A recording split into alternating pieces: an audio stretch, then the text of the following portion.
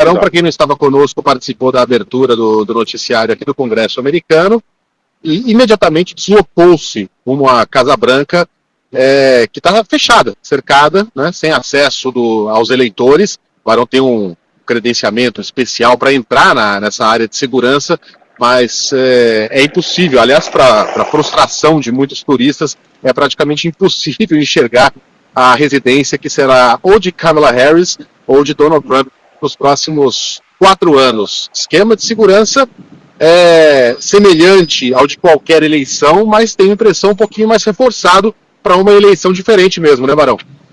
Acho que o Barão não Menegali, tá eu acho que eu consegui ouvir só o final, Sheila, ouvi o finalzinho. Eu já ia traduzir aqui.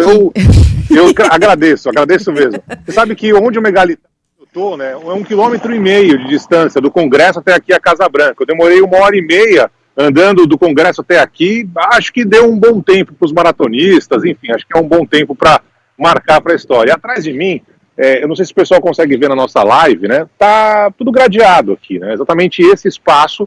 E ao fundo tá a Casa Branca, essa casinha aqui que vocês estão vendo exatamente aqui com o obelisco ali ao fundo. É um esquema de segurança, Megali, menor do que a última eleição. Na última eleição estava bem mais complicada do que essa. Mas, convenhamos, é muito mais seguro, está muito mais seguro do que estava quando você morava aqui. Mas é um clima muito mais tranquilo. Essas ruas onde eu estou agora, lá da Casa Branca, elas estavam muito mais cheias nessa altura do campeonato. Tinham muitos protestos diários, em especial contra o Donald Trump. Lembrando que aqui a capital americana, Washington DC, vota normalmente em democrata. É bem provável que a Kamala Harris vença por aqui, mas é um cenário um pouco diferente, está mais calmo, apesar de ter todo esse distanciamento da Casa Branca dos dias tradicionais. Hoje, tanto a Kamala quanto o Trump realizam campanhas nos estados pêndulo, nessa reta final. O Trump termina, né, justamente em Michigan. Ele vai para Carolina do Norte de novo, né, ele tem ido quase todo dia para Carolina do Norte, e a Câmara vai encerrar na Pensilvânia, com um discurso com muitos artistas, né, a Lady Gaga disse que vai estar dessa vez, a Lady Gaga vai estar por lá, enfim, vai ter muitos artistas no discurso da Kamala Harris.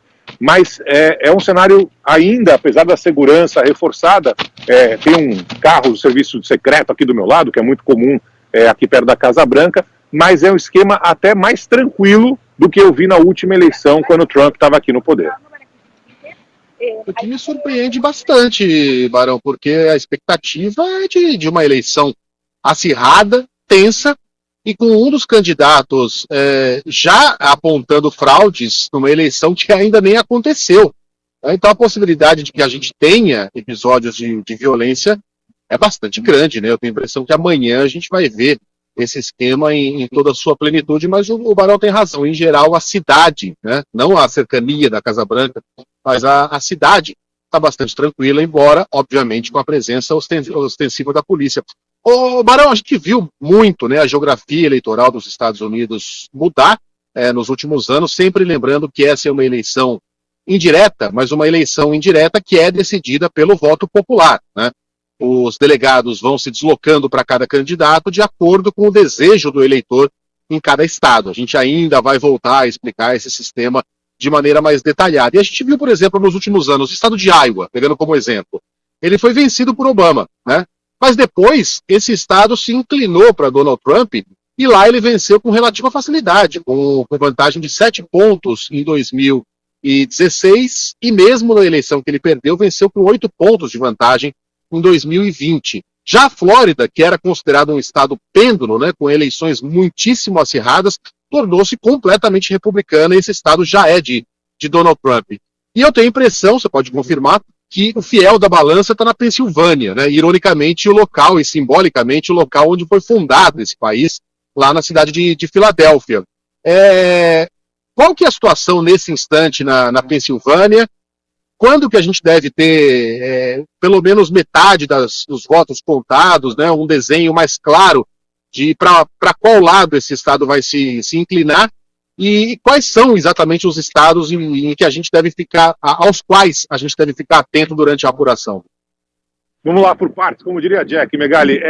Você está mais otimista do que o New York Times sobre a apuração aqui nos Estados Unidos. O New York Times está prevendo que vai ser exatamente igual à última, que terminou no sábado, né? Nem todos os estados mudaram a sua tecnologia, digamos assim. Você pega, por exemplo, a Geórgia, né?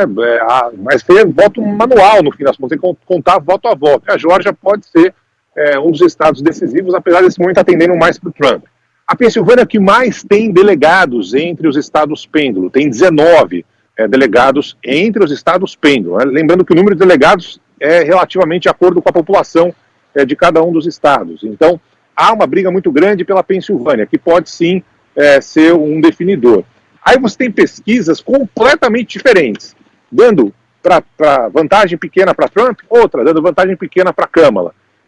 O New York Times, final de semana, divulgou sua última pesquisa, dando vitória para Kamala Harris no país, mas botou um asterisco, dizendo o seguinte: a gente não conseguiu entrevistar, em especial, homens brancos em muitos estados que não quiseram participar da entrevista. Ou seja, é justamente o eleitorado de Donald Trump, que, segundo o New York Times, não conseguiu ser aferido no levantamento. Então, a pesquisa, convenhamos, perde um pouco da sua importância. Tem um estado que você falou aí, que é um estado que teve uma pesquisa importante nesse final de semana da Seltzer, que é justamente o estado de Iowa, e que está dando vitória para a Kamala, que é uma surpresa nesse momento. Teoricamente, a Iowa votaria de novo com o Trump, mas segundo essa pesquisa da Seltzer, não vai acontecer. Foi depois dessa pesquisa que, digamos assim, nas bolsas de aposta, o nome de Kamala acabou sumindo. Para resumir para o ouvinte da Band News FM, não dá para cravar nada nesse momento. Quem fizer isso vai estar chutando. As pesquisas mudam muito, vitória da Kamala, vitória do Trump nos estados-chave, mas tudo dentro da margem de erro, ou seja, está tudo muito igual. Lembrando que aqui o voto não é obrigatório, então é aquela história, quem tiver mais mobilizado e sair de casa para votar, vai conseguir levar essa eleição. Então é um cenário incerto e não dá para cravar quando a apuração vai terminar.